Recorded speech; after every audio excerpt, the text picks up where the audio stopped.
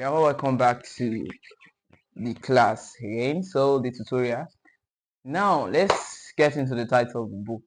So there is this one interesting thing I would like you to know about the Bible, especially Old Testament. Yeah, the Old Testament was not originally, titled. It was not well arranged. Even when you check the original Hebrew Bible, so it was not chronologically arranged.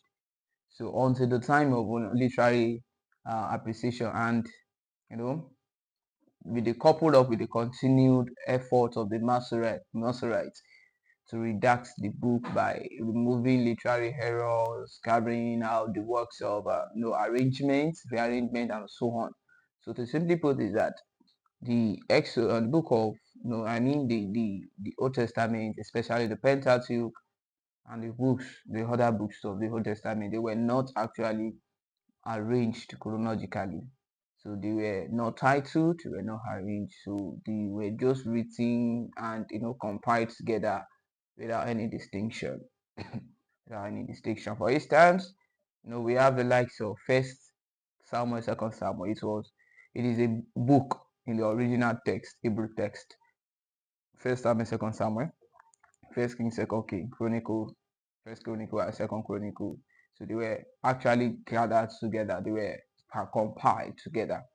But due to the continued efforts of the Masorites, so they actually carried out the work of reduction, re-editing. So they re-edited everything and they titled them. Um, that is what has become the Bible that we have today. So now let's talk about the title. So that is what the title took me there. So the reason why I said that is this. When you check the original Hebrew Bible, you are not going to see any title. When I was talking about Genesis too, I said the Genesis in the original text it was not titled Genesis, but due to the efforts of the Masorites, they gave it the title Genesis, Genesis rather, which is Bereshit, so which means in the beginning, according to the first line of the book, the first sentence of the book. So same thing applicable to this one now. Now, by the time they check, so what distinguished Genesis from Exodus from Genesis? What made them to believe that Exodus is the second book of the Old Testament? Was because of the first line of the book itself. So and what's the first line of the book? So which means that and these are the names. So this shows that this book is a continuation of the narration found in Genesis. So now, like I said, that the original version, they are not titled, they are not well arranged. So they only discovered that the Exodus is the second book of the Bible as a result of the first line, and these are the names, the first phrase of the book, and these are the names.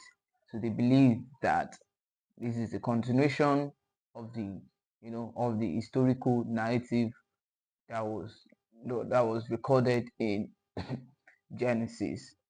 So now let's talk about the etymology of the word Exodus. What does it mean to say etymology? That is the origin.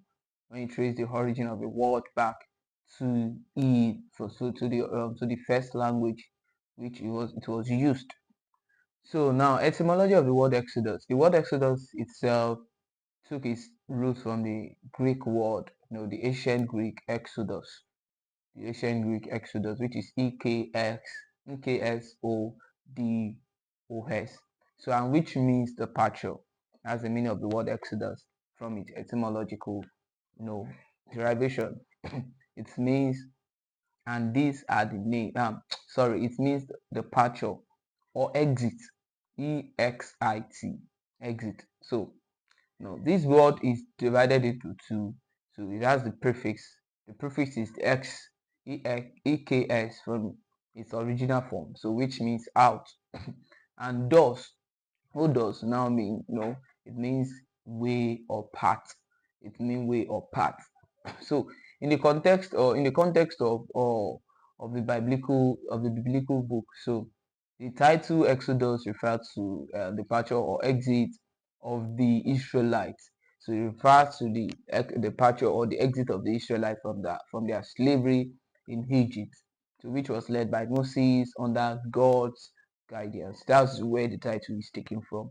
As a result of their deliverance, as a result of their going out of the land of the land of Egypt, which was which was led by Moses under the guardians of God.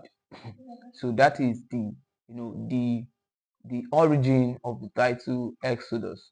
So over time, actually, so the term Exodus has now been adopted by has been adopted into various languages, including Latin, Exodus, Latin.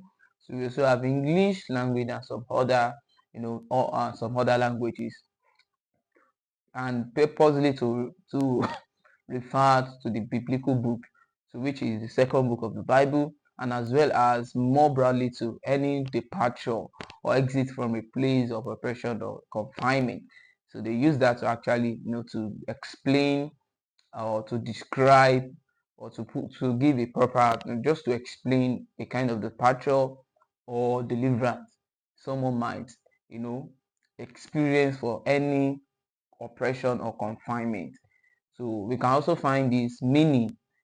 Let's say this meaning is actually retained in the LXS, which is the Septuagint. So and the Vulgate translation, the Vulgate something. So that's about the etymology of the title of the book. Etymology. Another interesting thing I'm going to talk about is the authorship of the book. The authorship of the book. So but basically I want us to know that to understand the authorship of the book, so you have to go back to the general discussion on the authorship of the Pentateuch, since we said that the book Pentateuch was written by by Moses. But on my own part, I have some additional information to add to that. So meet me in the next video. So thank you very much for watching, and please don't forget to subscribe, share, and also comment and like. Thank you very much.